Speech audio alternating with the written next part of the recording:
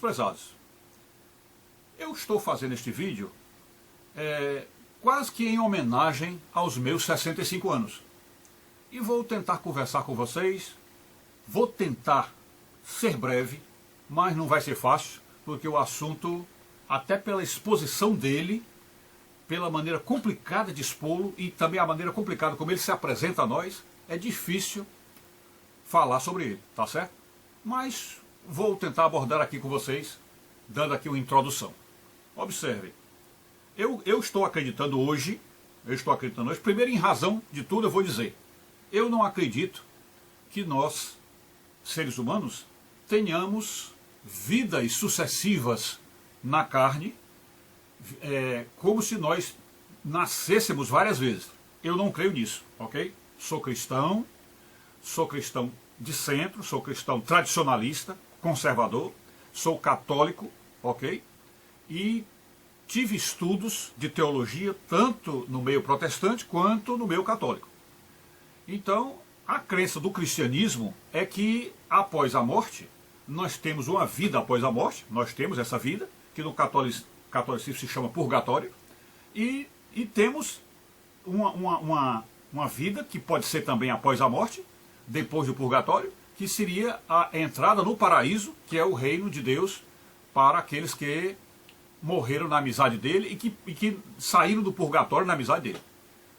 Então, por causa disso, em razão de nós crermos que existe um vale da sombra da morte entre a morte física e a chegada ao céu, nós então acreditamos que não há a menor razão para que uma pessoa reencarne, né? Então, se não há reencarnação, para a nossa crença cristã não há, então a vida na Terra, ela tem um aspecto limitado para conduzir alguém à salvação. Porque a vida, como os próprios espíritas dizem, é uma vida curta, né?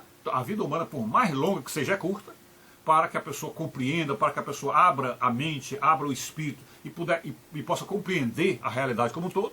Então, a vida é curta e, portanto, depois de uma vida curta, a pessoa saísse daqui, às vezes somente porque não creu em Cristo, a pessoa vai para o inferno, que é um lago de fogo que passa a eternidade inteira fazendo alguém sofrer. Quer dizer, pensamos imediatamente que onde estaria a misericórdia de Deus? Como é que seria Deus misericordioso se por causa de uma descrença em Jesus a pessoa vai sofrer a eternidade? Não tem sentido, não tem sentido. Então a saída da terra é para um lugar onde a pessoa terá de novo chance de se arrepender, de voltar aos bons caminhos, de reconhecer Jesus e ir para o céu. Pois bem, então o que é que nós estamos acreditando? É que, já que não existe a reencarnação e que nós apenas ressuscitamos, e existirá então uma ressurreição daquele corpo que foi perdido aqui, como Jesus mostrou lá no episódio de Lázaro, então a vida continua. E nessa ressurreição nós estaremos em corpo solidificado lá no céu, só que é um sólido de quarta dimensão ou de quinta dimensão. Estaremos no céu desta forma. Pois bem, bom, esse processo de solidificação é muito bem explicado no livro O Grande Abismo de C.S. Lewis. É muito bem explicado lá. E acho que ele foi o único escritor cristão, o único autor cristão que conseguiu explicar a ressurreição de uma maneira que, de certo modo, despreza ou dispensa o corpo físico, né?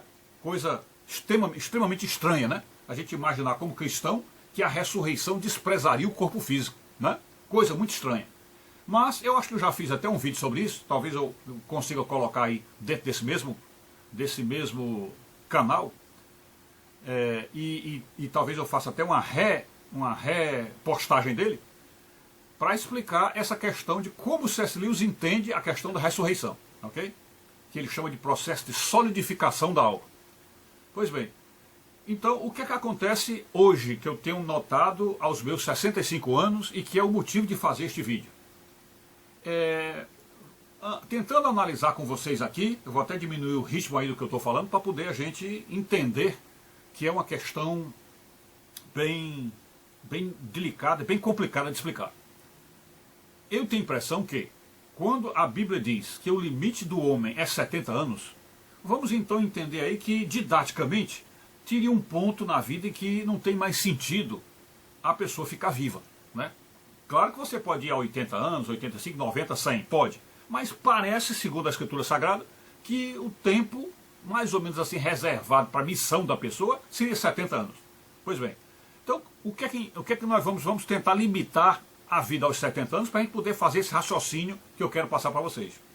Bom, quando nós nascemos, a partir do momento que a criança é feita no útero da mãe, através da união do óvulo com o esperma, a partir dali se torna uma alma vivente, e portanto, se desde o momento da concepção aquilo ali já é uma alma humana, portanto aí já sai de imediato a nossa convicção de que o aborto é um crime, o aborto é um assassinato de inocente, Então, a partir daquele ponto que o óvulo une-se ao esperma, cria-se logo um pequeno corpinho já de um ser vivo, e não só um ser vivo, como um ser humano, com alma e tudo, e esse corpo vai, desde aquele primeiro momento, ele vai se solidificando, se estruturando, né, se integrando, daquela união de células e tudo, e vai até formar os dedinhos, os bracinhos, né, as pernas, tudo vai sendo formado,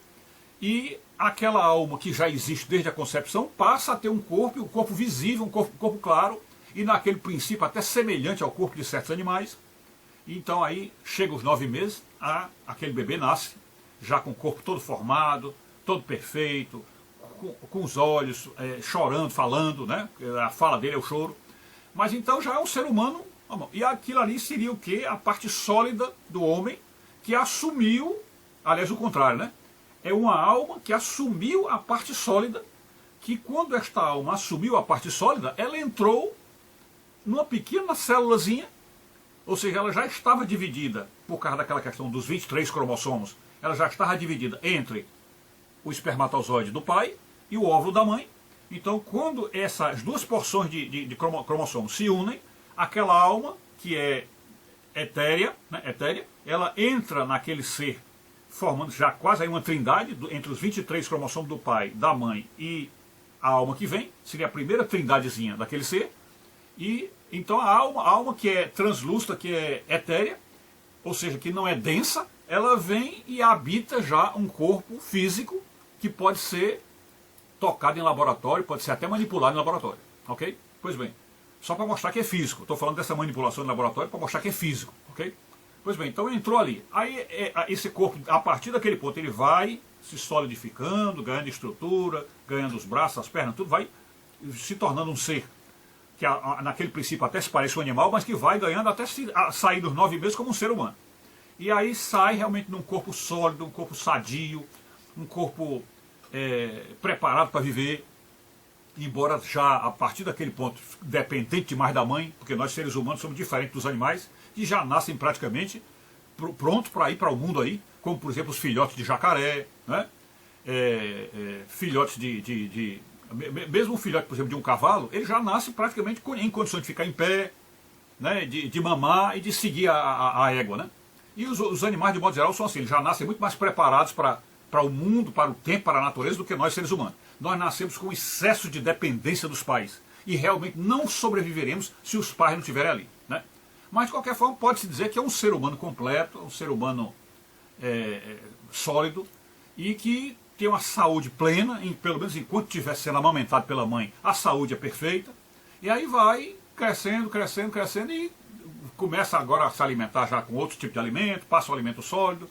Então, no crescimento, depois para chegar até a adolescência, ele já está com tudo praticamente pronto no corpo dele, a exceção da maturidade, né? Porque a maturidade só vem aí muito depois, mas de qualquer forma ele já pode conversar, já pode dialogar, já troca ideias com os pais, né?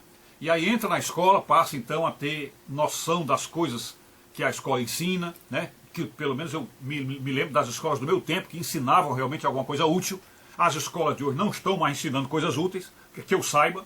Pelo contrário, as escolas até estão deseducando, né? Estão deseducando. Mas o fato é que a criança já tem cabeça suficiente para ir pegando outras coisas e aprendendo português, ou a linguagem, né? Matemática, física, e biologia, história, né? Química, geografia. Então vai aprendendo, e a cabeça crescendo, consciente, ele também crescendo no corpo e ficando forte, né? Pois bem, então nesse processo todinho de crescimento, de fortalecimento, de amadurecimento, né? Todo esse processo que vai levando a pessoa até a fase adulta, e na fase adulta então ele fica pleno, não só pleno de saúde, como pleno de conhecimento, pleno de visão do mundo, né? Então chegou aí o homem adulto, que é o homem da nossa análise aqui. Então o que é este homem adulto? É um homem com o corpo plenamente solidificado, plenamente denso, com uma alma etérea dentro, que às vezes ele mal tem sinal dela. Às vezes ele mal tem sinal da alma, né? Então eu ouso levantar aqui neste vídeo a questão de que, assim como no nascimento, lá na fecundação, uma alma etérea, fluídica, entrou dentro de um corpo físico formado pelo óvulo e pelo espermatozoide, não é isso? Então um corpo fluídico, uma alma fluídica, entrou num corpo sólido, lá no útero da mulher, e este corpo veio conduzindo, carregando esta alma até aquele ponto da maturidade plena, ela completamente translúcida e o corpo completamente sólido, e os dois nesse sentido cada vez mais conjugados, cada vez mais entrosados, etc. Mas que a partir daquele ponto dos 50 anos por aí, eu estou imaginando que 50 anos seja o ponto da maturidade do ser adulto, né? Estou imaginando isso aí. Vamos dizer que não, que seja para estarmos mais próximos do padrão de Cristo, vamos dizer que aos 33 anos, né? 33 anos, haja então a maturidade plena ali, né? Que a pessoa pode ser considerada um adulto realmente bem formado. Pois bem, então aos 33 anos, podemos dizer que dos 33 anos para frente, estou tentando só usar a figura da idade de Cristo, né? Mas a gente sabe que pode ser mais tempo, pode ser aos 40, pode ser aos 50, ou um pouco menos, essa questão da plenitude da maturidade, ou seja, da fase adulta, que poderá ser, alguns dizem que até os 21 anos. 21 anos começa a fase adulta, digamos, né? Mas ainda posso considerar a pessoa de 21 anos um jovem. Pois bem, então vamos colocar aqui os 33 anos como ser adulto, né? Ou os 30 como ser adulto. Pois bem, a partir desse ponto, que inicia-se já o processo de reversão disso, a pessoa então vai começando, por incrível que pareça, já a envelhecer, porque afinal a própria ciência diz que desde o dia do nascimento a pessoa já está em processo de envelhecimento, ela já está, porque no nosso universo reina uma lei chamada lei da entropia, que a lei da entropia é exatamente o que faz na passagem do tempo, que todos os sistemas vão perdendo energia, todos os sistemas. Então isso faz parte do nosso universo. A entropia é uma coisa própria, uma lei própria do nosso universo. Portanto, tudo que está aqui, com o passar do tempo, está perdendo energia.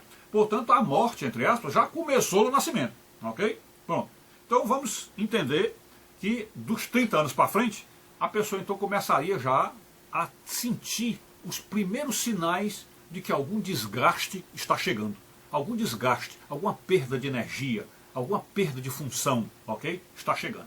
Então esse processo vai se acentuando, se agudizando cada vez mais, e a pessoa vai, de fato, perdendo energia, Então, analise um jogador de futebol. O jogador de futebol chega aos 30 anos, ele começa a sentir que já não é mais um atleta capaz de dar aquelas carreiras que ele dava aos 18 anos, né? Então ele está sentindo que, sem dúvida, o corpo dele está perdendo energia. E também está perdendo outras coisas, como por exemplo o próprio dinamismo mental, né? Ele já não é mais um jogador que tenha aquela rapidez mental para...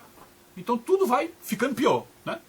E então a passagem do tempo, que vai levando dos 30 para os 40, para os 50, 60, vai de fato diminuindo esses recursos do corpo para facilitar a vida da alma na Terra, na terceira dimensão.